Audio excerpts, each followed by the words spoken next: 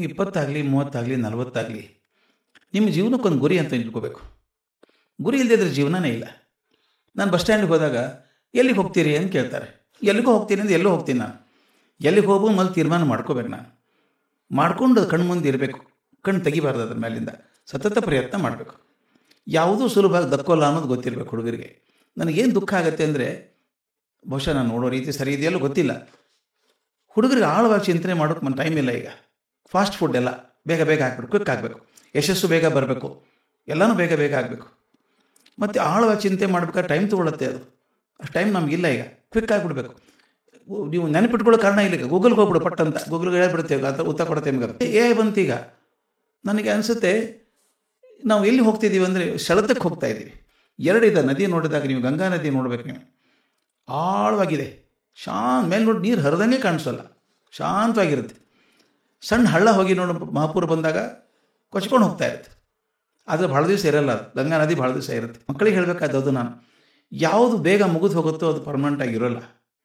ಯಾವುದು ಗಟ್ಟಿನೋ ಆಳುವ ಪ್ರಯತ್ನ ಮಾಡಿದಾಗ ಮಾತ್ರ ಮುಟ್ಟುವಂಥದ್ದು. ಜಗತ್ತಲ್ಲಿ ಯಾರೋ ದೊಡ್ಡವರು ನೋಡಿ, ಇವತ್ತು ಅವರೆಲ್ಲ ಪ್ರಯತ್ನ ಮಾಡೇ ದೊಡ್ಡವರಾದದ್ದು, ತಾನಾಗಿ ಆಗಲಿಲ್ಲ ಯಾರಿಗೂ. ಈಗ ಭೀಮಸೇನ್ ಜೋಶಿ ಅವ್ರು ಯಾರೋ ಹೇಳಿದ್ರಂತೆ, ಹೋಗ್ಬಿಟ್ಟು ಮೆಚ್ಕೊಂಡ್ಬಿಟ್ರು ಭಾಳ ಹಾಡು. ಸರ್, ನಾನು ನಿಮ್ಮಂಗೆ ಹಾಡೋದಕ್ಕೆ 20 ವರ್ಷ ಕೊಡೋಕೆ ತಯಾರಿದ್ದೀನಿ ಸರ್ ಅಂದಂಥವ್ನು. ಭೀಮಸೇನ್ ಜೋಶಿ ಹೇಳ್ತೀವಿ, ಈಗಾಗಲೇ 60 ಕೊಟ್ಟಿದ್ದೀನಿ ನಾನು ಅಂದರು. ಅಂದರೆ ಯಾವುದೇ ಸಾಧನೆ ಆಗಬೇಕಾದ್ರೆ ಕಷ್ಟಪಟ್ಟು ಮಾಡಬೇಕಾಗತ್ತೆ. ಮಕ್ಕಳಿಗೆ ಹೇಳೋದದು, ಯಾವುದು ಬೇಗ ಬೇಗ ಮಾಡೋಕ್ಕೆ ಹೋಗಬೇಡಿ, ಪ್ರಯತ್ನ ಮಾಡಿ, ಫೋಕಸ್ ಮಾಡಿ, ಒಂದು ಆಳಕ್ಕೆ ಹೋಗಿ. ಅವಾಗ ಏನಾದರೂ ಸಿಕ್ಕಿತು. ಸಮುದ್ರದಲ್ಲಿ ಮೇಲ್ಮೇಲೆ ಈಸಾಡಿದ್ರೆ ಏನು ಸಿಗಲ್ಲ, ಬರೀ ನೊರೆ ಸಿಗುತ್ತೆ. ಸ್ನಾರ್ಕೆಲ್ ಹಾಕ್ಕೊಂಡು ಕೆಳಗಡೆ ಹೋದರೆ ಮುತ್ತು ರತ್ನ ಸಿಗುತ್ತೆ, ಆಳಕ್ಕೆ ಹೋದರೆ ಮುತ್ತು ರತ್ನ ಸಿಗುತ್ತೆ, ಮೇಲೆ ಹೋದರೆ ಬರೀ ಗಾಳಿ ನೀರು, ಉಪ್ಪಿನ ನೀರು ಸಿಗುತ್ತೆ ಅಷ್ಟೇ, ಮತ್ತೊಂದು ಏನು ಸಿಗಲ್ಲ. ಅದು ಹುಡುಗರಿಗೆ ಹೇಳೋದು, ಪೇಷನ್ಸ್ ಬೇಕು, ತುಂಬ ತಾಳ್ಮೆ ಬೇಕು. ಹೀಗಿದೆ, ನೀವು ಆಳ್ವಾಗಿ ಹೋಗಬೇಕು ಅಂತ ಇಲ್ಲ ಅಂತಂದರೆ ನಿಮ್ಮ ಸಾಧನೆ ಕಷ್ಟ ಆಗುತ್ತೆ. ಯಾವುದರಲ್ಲೂ ಗಟ್ಟಿ ಆಗೋಲ್ಲ ನೀವು. ಈಗ ಜಲಾಲುದ್ದೀನ್ ರೂಮಿ ಅಂತ ಇದ್ದವ, ಬಹುದೊಡ್ಡ ಸೂಫೀಸ್ ಅಂತ. ಅವನ ಕಡೆ ಮಾರ್ಗದರ್ಶನಕ್ಕೆ ಬೇಕಾದಷ್ಟು ಜನ ಬರ್ತಾಯಿದ್ರು.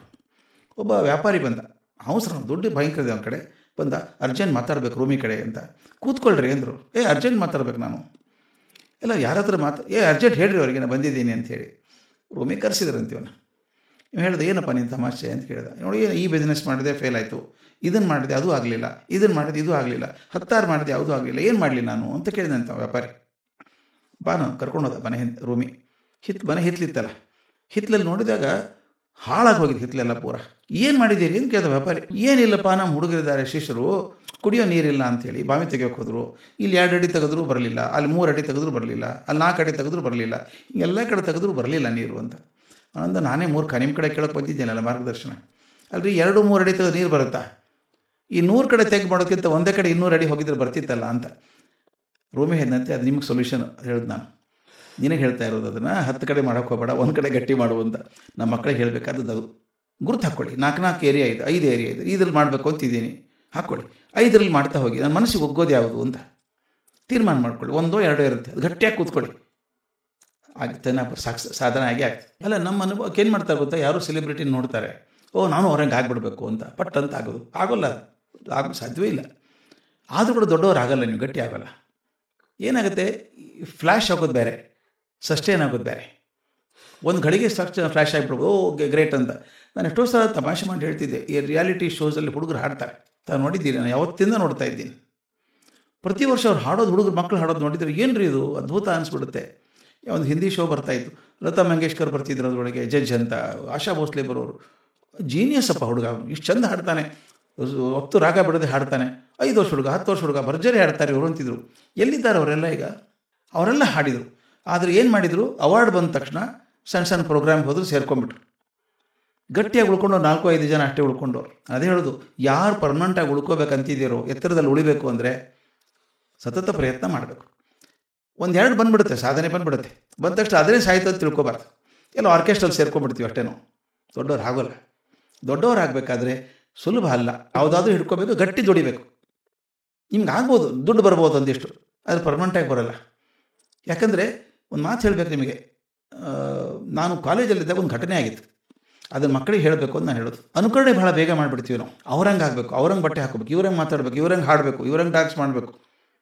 ಅಲ್ಲ, ನಾನು ಈ ಗದ್ದಲದೊಳಗೆ ನಾನಾಗಿ ಉಳ್ಕೊಳ್ಳೋದಿಲ್ಲ, ನನ್ನ ತನ ಕಳ್ಕೊಂಡ್ಬಿಡ್ತೀನಿ. ನಾನು ಕಾಲೇಜಲ್ಲಿದ್ದು ತಮಾಷೆ ಘಟನೆ ಆಗಿತ್ತು. ನಾನು ಫೈನಲ್ ಇಯರ್ BSc ಇದ್ದಾಗ ನಮ್ಮ ಪ್ರಿನ್ಸಿಪಾಲ್ರು ಬಂದರು ಕಾಲೇಜಿಗೆ, ಕ್ಲಾಸಿಗೆ ಬಂದರು. ಈ ವರ್ಷ ಆ್ಯನ್ಯುವಲ್ ಡೇ ಗೆಸ್ಟ್ ಯಾರು ಗೊತ್ತೇನ್ರೋ? ಅಂತ ಕೇಳಿದ್ರು. ನಮಗೇನು ಗೊತ್ತು ಸರ್ ಅಂದ್ವಿ. ಈ ಸಲ ಕಿಶೋರ್ ಕುಮಾರ್ ಬರ್ತಾರೆ ಚೀಫ್ ಗೆಸ್ಟ್ ಅಂತ.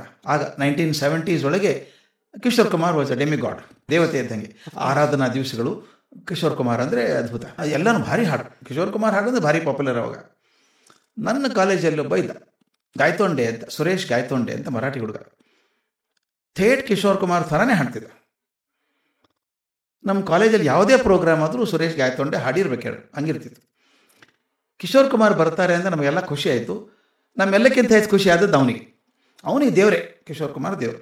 ತನ್ನ ದೇವರು ರಕ್ತ ಮಾಂಸಗಳಿಂದ ಕೂಡಿ ಬರ್ತಾರೆ ಅಂದರೆ ಭಾಳ ಖುಷಿ. ಅವನಿಗೊಂದು ಆಸೆ, ಪ್ರಿನ್ಸಿಪಾಲ್ ಕಾಡಿ ಬೇಡಿ ಸರ್ ನನಗೊಂದು ಚಾನ್ಸ್ ಕೊಡಿ ಸರ್ ಅವ್ರ ಮುಂದೆ ಹಾಡೋದಕ್ಕೆ, 1-2 ಹಾಡು ಹಾಡ್ತೀನಿ. ಪರ್ಮಿಷನ್ ಕೊಟ್ಟರು. ಮುಂದೆ 15 ದಿವಸ ಕಾಲೇಜಿಗೆ ಬರಲಿಲ್ಲ. ಅವನು ತಪಸ್ ಮಾಡಬೇಕಲ್ಲ. ಆ ದಿವಸ ಬಂತು. ಸ್ಟೇಜ್ ಮೇಲೆ ಪ್ರಿನ್ಸಿಪಾಲ್ರು, ಕಿಶೋರ್ ಕುಮಾರ್, ಮ್ಯಾನೇಜ್ಮೆಂಟ್ ಮೆಂಬರ್ಸ್ ಎಲ್ಲ ಕೂತಿದ್ರು. ಅನೌನ್ಸ್ ಮಾಡಿದ್ರು, ಸುರೇಶ್ ಗಾಯತೊಂಡೆ ಬಂದು 2 ಹಾಡು ಹಾಡಬೇಕು ಅಂತ. ಮೇಲೆ ಬಂದ, ಕಣ್ಣು ಮುಚ್ಕೊಂಡು ಇಷ್ಟು ಚಂದ ಹಾಡಿದ ಅಂದರೆ ಮುಂದೆ ಪರದೆ ಇದ್ದಿದ್ರೆ ಕಿಶೋರ್ ಹಾಡ್ತಾರೋ ಸುರೇಶ್ ಹಾಡ್ತಾರೋ ಗೊತ್ತಾಗಲಾರ್ದಷ್ಟು ಚಂದ ಹಾಡಿದ. ಅವ್ನು ದೇವ್ರ ಮುಂದೆ ಹಾಡ್ತಾ ಇದ್ದಾನೆ, ಅವ್ನು ದೇವ್ರು ಅವನಿಗೆ ಕಿಶೋರ್. ಕೆಳಗೆ ಬಂದ, ಬೆಮತು ಬಿಟ್ಟಿದ್ದ, ಕೂತು ಕುರ್ಚಿ ತುದಿ ಕೂತು ಹೇಗಿತ್ತು ಅಂತ ಕೇಳಿದ. ನಮ್ಮನೆಲ್ಲ ಅವೆಲ್ಲ ಗ್ರೇಟ್ ಅಂದ್ವಿ ನಾವು. ಅವ್ನು ಕುರ್ಚಿ ತುದಿಗೆ ಕೂತಿ ಉಗುರು ಕಚ್ಕೊಂಡು ಕೂತಿದ್ದಾನೆ, ಯಾಕಂದರೆ ಕಿಶೋರ್ ಏನು ಹೇಳ್ತಾರೆ ಅಂತ. ಕಿಶೋರ್ ಮೈಕ್ರೋಫೋನ್ ಬಂದರು, ಇವ್ರು ನೋಡಿದರು. ಬೇಟಾ ಗಲಾ ಅಚ್ಚಾ ಹೈ ಅಂದರು, ಕಂಠ ಚೆನ್ನಾಗಿದೆ ಅಂದರು. ಇವು ನಕ್ಕ ಕಿವಿಯಿಂದ ಕಿವಿ ತನಕ. ನೆಕ್ಸ್ಟ್ ಸೆಂಟೆನ್ಸ್ ಅವ್ನು ಕೊಂದು ಹಾಕ್ಬಿಡ್ತು. But you wasted your life ಅಂದರು, ಜೀವನ ಹಾಳು ಮಾಡ್ಕೊಂಡೆ ಅಂದರು. ನಮಗೆಲ್ಲ ಕೋಪ ಬಂತು ಕಿಶೋರ್ ಮೇಲೆ. ಈ ಚೆನ್ನಾಗಿ ಹಾಡು ಹುಡುಗ, ಚೆನ್ನಾಗಿ ಹಾಡ್ತಿನ್ಲಿಕ್ಕೆ ಏನು ತೊಂದರೆ ಇವರಿಗೆ, ಜೀವನ ಹಾಳು ಮಾಡ್ಕೊಂಡೆ. ಅದ್ರ ಮುಂದೆ ಕಿಶೋರ್ ಎಕ್ಸ್ಪ್ಲೇನ್ ಮಾಡಿದ್ರು ಅದನ್ನು, ಯಾಕೆ ಹಂಗೆ ಹೇಳಿದೆ ಅಂತ. ಅವ್ರು ಹೇಳಿದ್ರು, ನೋಡು ಮಗು, ಇದೇ ಥರ ಇನ್ನೂ 20 ವರ್ಷ ಹಾಡು ನೀನು, ಜನ ಏನಂತಾರೆ ಗೊತ್ತಾ, ಇವನು ಕಿಶೋರ್ ಥರಾನೇ ಹಾಡ್ತಾನೆ ಅಂತಾರೆ, ನೀನು ಕಿಶೋರ್ ಕುಮಾರ್ ಎಂದೂ ಆಗಲ್ಲ. ಅವ್ರು ಮುಖೇಶ್ ಎಕ್ಸಾಂಪಲ್ ಕೊಟ್ಟರು ಅವತ್ತು. ಮುಖೇಶ್ ಹಾಡುವಾಗ ಥೇಟ್ KL ಸೈಗಲ್ ಥರನೇ ಹಾಡ್ತಿದ್ರಂತೆ ಮೊದಲು. ದಿಲ್ ಜಲ್ತಾ ಹೈತೋ ಜಲ್ನೇ ಇದೆ, ಟಿಪಿಕಲ್ KL ಸೈಗಲ್ ದೈಟ್.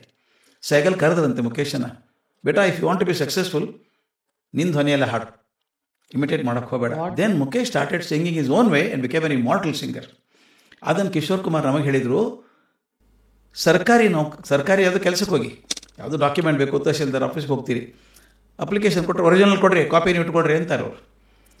ಅದೆಷ್ಟು ಚಂದ ಹೇಳಿದ್ರು ಕಿಶೋರ್. ಅಂದರೆ ಸರ್ಕಾರಿ ಕಚೇರಿಯಲ್ಲೇ ಕಾಪಿ ನಡೆಯಲ್ಲ ಅಂದರೆ ಜೀವನದಲ್ಲಿ ನಡೀತದ?